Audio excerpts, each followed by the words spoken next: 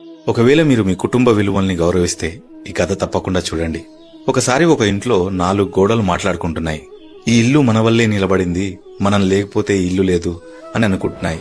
అది విన్న పైకప్పు, అదేంటి, నేను కదా ముఖ్య కారణం, నేనుండడం వల్లే ఈ ఇంటికి ఎండ, వాన, చలి మరెన్నో ఇబ్బందుల నుంచి కాపాడుకుంటూ వచ్చాను, అప్పుడే ఇదొక మంచి ఇల్లు అయింది అని అంటుంది.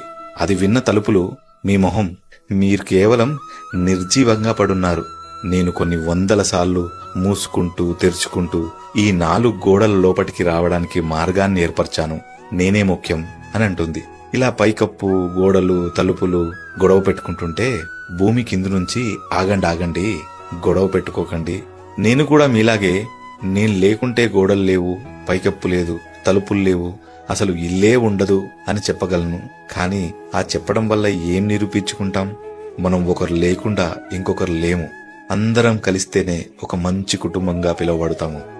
సరిగ్గా ఇలాగే మన కుటుంబంలో కూడా ఒకరు పైకప్పై కాపాడితే మరికొందరు గోడల్లా దృఢంగా నిలబడి, ఇంకొకరు తలుపుల్లా మార్గాన్ని ఏర్పరిచి, భూమిలా అందర్నీ ఒడిసిపట్టి ఉండే వ్యక్తి చుట్టూ నిలబడి ఒక గొప్ప కుటుంబంగా మారతాము. ఆ కుటుంబంలో పెద్ద, చిన్న, నేను ముఖ్యం, నేను గొప్ప అన్న భేదాలుండవు.